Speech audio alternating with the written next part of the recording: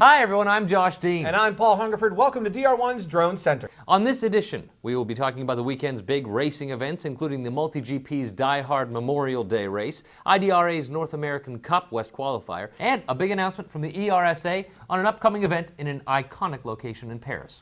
And finally, we will turn to our New York correspondent, Sebastian Bean of Third Law Sports, to give us an update on his earlier story regarding the non-payment of the $1 million in prize money from the World Drone Prix in Dubai.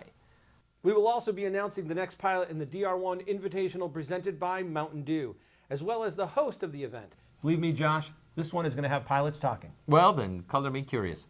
And I do not get curious, but I do get even. So you look out. Copy. So, let's get airborne, shall we? Now, this past Memorial weekend was a busy one in the world of drone racing. MultiGP had several races in action. First off is the Rotor X Games Norges Cup in Norway, just north of Oslo, where Willie73 took home first place. Congratulations, Willie. Next up is the Laser Toys event hosted by QR Go out in Mogadore, Ohio. Sidewinder FPV came in first with 43 points, edging out T-Bone's 38 points that earned him a solid second place finish. Mayhem FPV racing took place in Rochester, Illinois, where Falcon X earned the top spot with 30 points, leaving Mode 1 just behind with 27. Cincy Quad Racers held their second event, the Ripping Balls Invitational, clearly not named by anyone's mother, this past weekend over in Cincinnati, Ohio. Psycho FPV and PAS split first place with 10 points each. I wonder how they broke the tie. Like a quad off? Well, that doesn't sound legal or safe. Out in Tempe, Arizona was the IDRA North American Cup West Qualifier, taking place at the Tempe Diablo Stadium with $5,000 up for grabs and a berth in the North American Cup Championship. Let's take a look at the course. After a competitive 3 days, Sean Night Fury Taylor came in first, with Jordan Swab Temkin coming in second. Christian Provo Peterson and Zachary Anub Thayer rounded out the top four. Our own Bapu FPV was not only competing at the event, but took time from his busy racing schedule to give us a report. Bapu. Hey guys, this is Bapu here in Tempe, Arizona. I'm here at the IDRA North America Cup races, and we're on day one of the races. Today is all about practicing, so there are 90 pilots total, and there's 18 heats and 5 pilots per heat, and they're giving us 5 laps to practice. It's nothing really counts today. You can crash, you can get the feel for the track. It's one of the very challenging tracks I've raced. It covers the entire baseball diamond right here, and one of the longest laps of any race I've been to. Usually the races I go to is like between 20 or even 15 to 25 second laps, and here the average is around 58, almost a minute per lap. So strategies are different. I like running smaller 1,000 milliamp batteries. For this one, I'm going with the 1300 to get the extra juice. I did my first heat already, did pretty well. Luckily for my unbreakable props, I was able to finish. I actually did 6 laps. I think the second lap or something, I nicked one of the gates. Luckily I recovered the quad and was able to get the practice in. I learned a lot of things from my run there. My camera angle was a little too aggressive, so I'm going to make some adjustments for the next run and see how that works. Thanks so much, Bapu. Make sure to check out his weekly show, Drone Tech, on Twitch. It's on Fridays. It's a great opportunity to pick the brain of one of the best pilots going. Over in Europe, our friends at the ERSA announced they will be holding a drone racing event down the Champs-Élysées in Paris, France later this year. Now, following their successful promotional events at Wembley Stadium, the ERSA has set a pretty high bar for iconic race locations. We sure have. Next, let's go to our New York correspondent, Sebastian Bean from Third Law Sports, for more on the story of pilots not getting paid after the big Dubai event in March. Sebastian, can you tell us how this story is developed? As a reminder, this was a $1 million prize pool with about 14 winning pilots or their teams. But I'm happy to say now that the prizes started being transferred to the pilots about the same time that we published the story.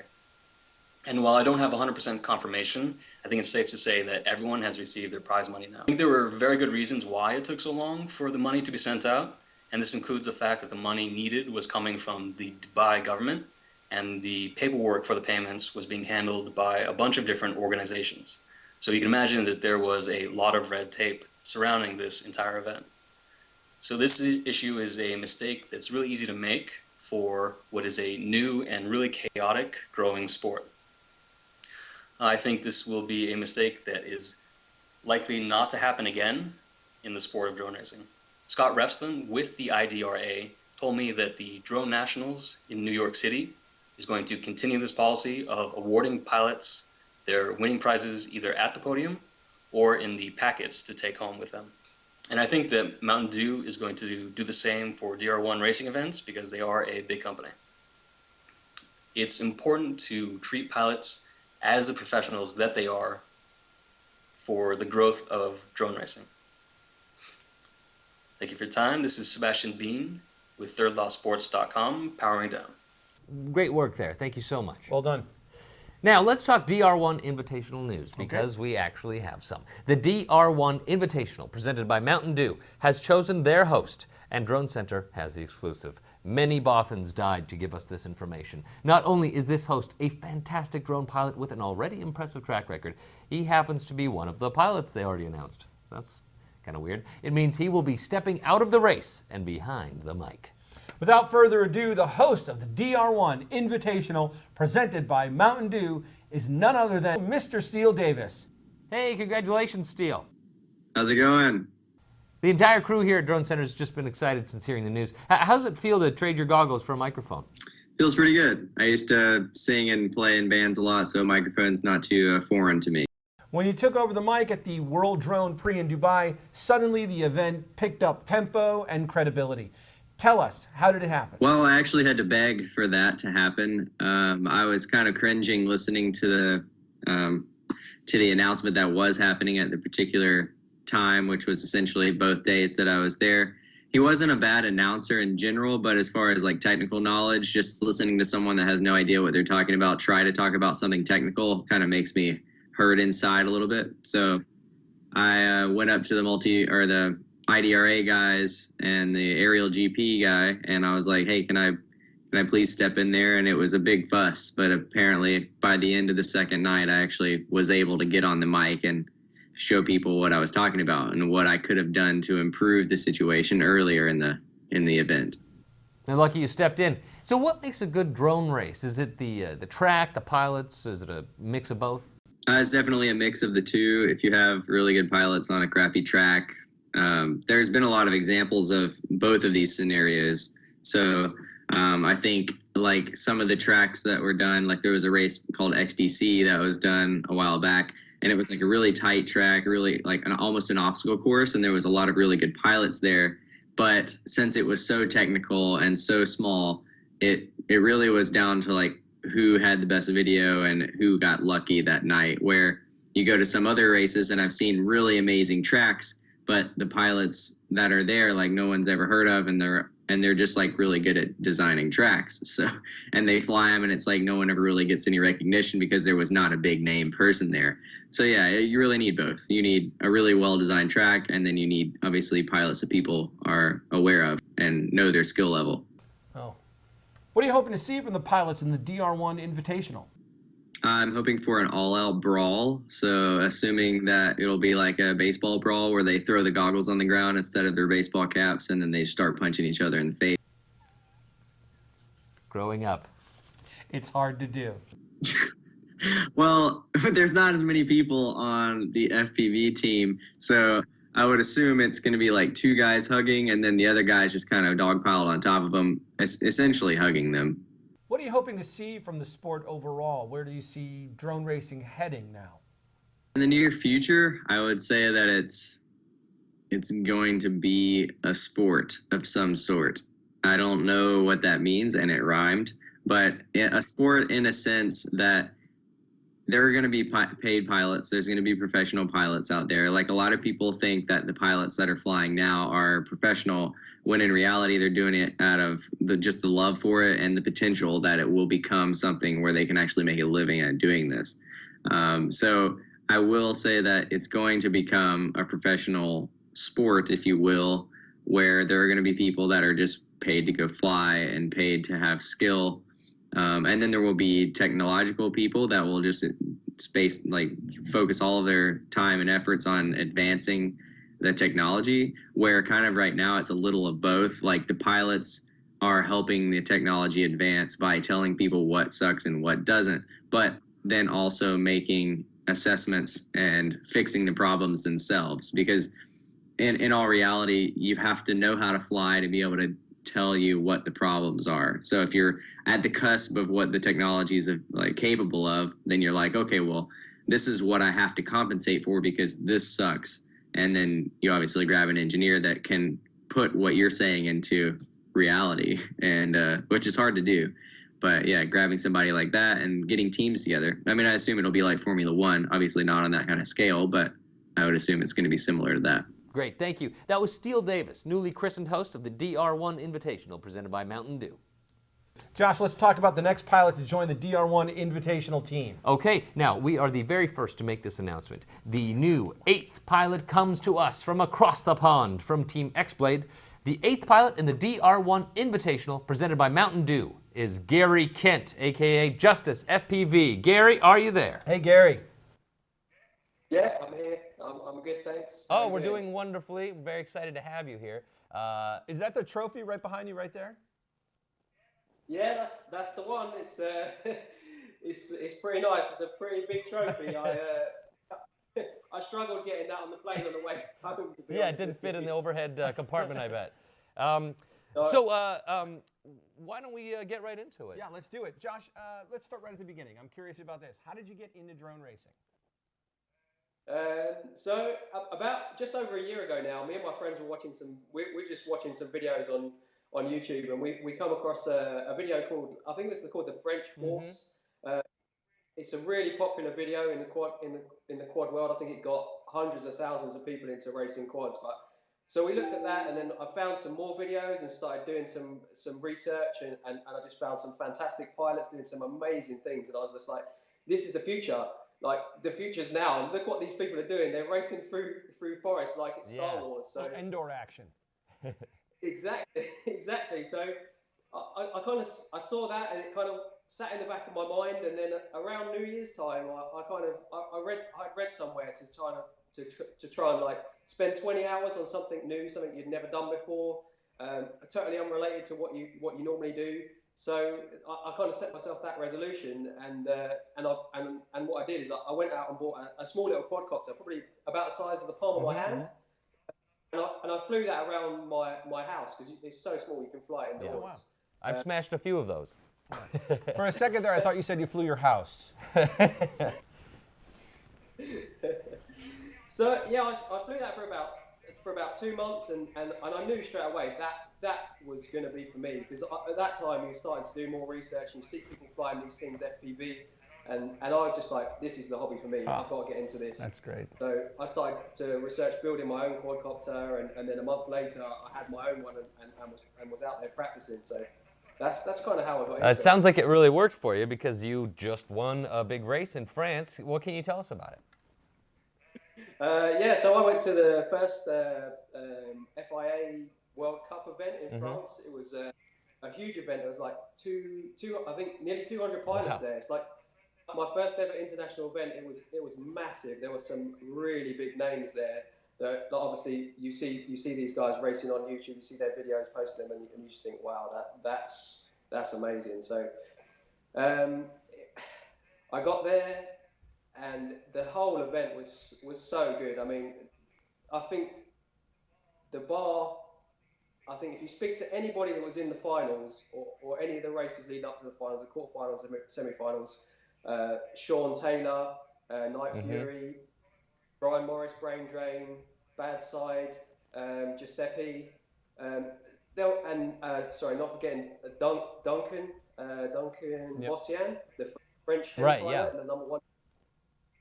If you speak to any of them, I think after that race, they will definitely say that the bar has been raised in terms of how fast we can race these things and how much we're pushing each other. Well, that's actually that brings up a question now. Like you're coming to the DR1 Invitational presented by Mountain Dew with a reputation for your speed. It seems like you've been pushed and you continue to push the bar. In fact, people even have thought you were speeding up your footage and things like that. How is it that you fly so fast? What's your secret? You know, I don't go out there to fly fast. I go out, and when I sit down to fly, all I think about is how smooth can I make the track? Like, what's the best line around the track? I'm not actually thinking how fast can I never sit down and think, right, I'm going to go really fast today. I sit down and I think, right, how smooth can I get around this track? How flowing can I make it? And the more you make it flow, the smoother you make it, I think the faster you go. Interesting. Yeah, you carry more speed through corners and everything like that. It's all about the flow. Yeah. You might not go fast through one. You might be going through one race gate, but you might not go as fast through one gate, because you know if you go too fast, you're not going to set up for the next gate. So that's kind of what I do. Is I just try and smooth the track out, because I really like to try and fly and have a nice flow to the way I'm flying. It just makes me feel good with the way I fly. Yeah. So. Well, it's interesting because I understand you said you'd like to see more challenging courses for top pilots. What would you consider a more challenging course? Is it about trying to handle breakneck speeds, or is it about the challenge of the course itself? I think it's more about the challenge of the course. I've seen a lot of races. Not now, not necessarily now. In the past couple of months, I've seen some really nice tracks. But I think in the beginning we were doing a lot of flat tracks, and if you're going to fly a flat track, you almost might as well be racing an RC car. It's an XYZ axis. Yeah, it's three-dimensional. Yeah. Exactly. So we can have tracks on multiple levels, and we can do so much more with this, and that will distinguish us from what other people are doing. We've got so much to offer. We're only just scratching the surface of what these things can do, and that's kind of what I mean. Where I want to see some tracks that are on like multiple levels. So I don't know if you've seen some of my videos, so you go over it. You might have a high gate that you go over, and then you do like a split S and come back underneath. Yeah. Just differentiating us from what regular racing is. Yeah. More technical elements. Yes. Absolutely. Yes. Well, I'm looking forward to seeing more of your videos and getting to see you race on some more challenging courses, because I don't think there's any doubt you can handle it. Where can fans find you if they want to see some of those videos? Twitter, YouTube, anything like that? You can catch me on YouTube. My name is Justice FPV. That's all one word. All right. Search for that. I'll pop up on. I should be one of the top hits. And you can catch me on Instagram with the same thing as well. That's Justice FPV. Excellent. It's all. Gary, thank you so much for talking to us, and we wish you the very best in the upcoming DR1 Invitational. Josh, let's talk about the next pilot to join the DR1 Invitational team. I don't know why we wouldn't. Well, there's several reasons why we wouldn't.